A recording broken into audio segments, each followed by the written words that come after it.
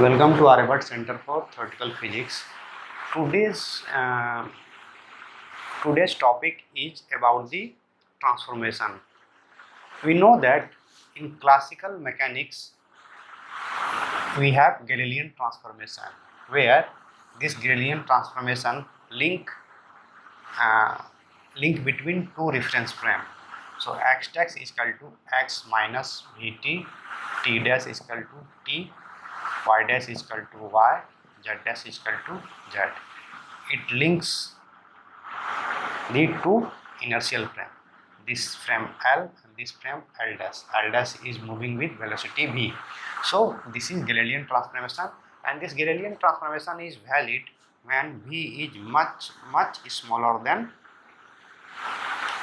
c.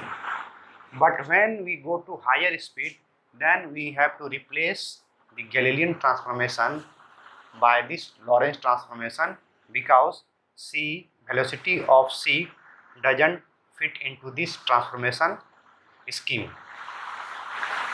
C doesn't fit into this transformation scheme because according to experiment, c is invariant quantity. It doesn't depends on the choice of the coordinate.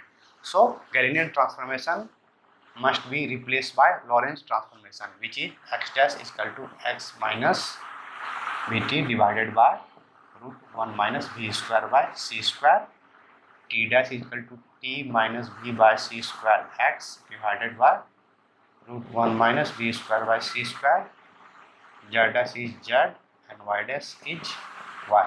You see that if v is much smaller than c, in this whole factor becomes 1, and this whole factor becomes 0 and this becomes 1. It means Lorentz transformation become Galilean transformation at much lower velocity, and this is the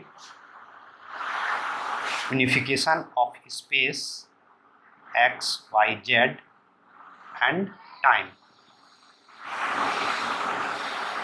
But all these two transformations are velocity based transformation. Suppose there is a device which has ability to shrink any living creature up to the size of electron.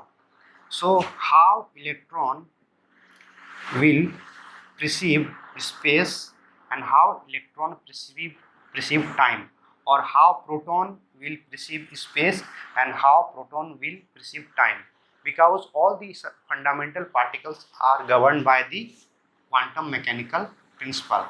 So how at the quantum level space time how the macroscopic space time emerges from the microscopic space time, because in quantum mechanics t is a given quantity, it's a parameter, but here in relativity it's a dynamical quantity, and there is a space time unification which doesn't happen in quantum mechanics. So we need correct quantum transformation which links the quantum space time with, or subtle space time with gross space time.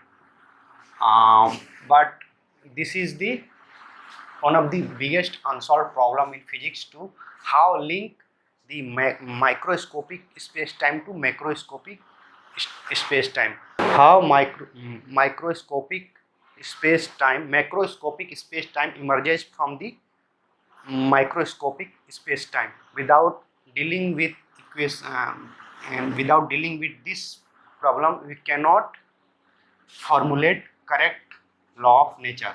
So biggest issue in fundamental physics is redefinition of the space time at the quantum level, or how if proton is a living thing, how this proton will perceive space and how this proton will perceive time.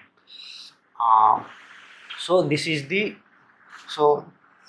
until we find this quantum transformation, correct transformation from microscopic space-time to macroscopic space-time, we cannot do true unification of all the fundamental forces. So this is largely unsolved problem in physics, and here generally people quantize space and time like a packet, but this is the invalid approach.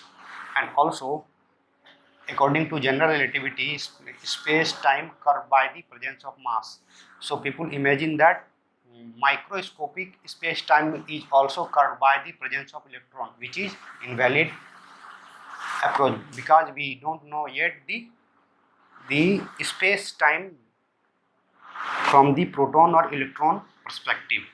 So we need to find correct quantum transformation link between these two different space-time, then we can able to find the correct law of nature.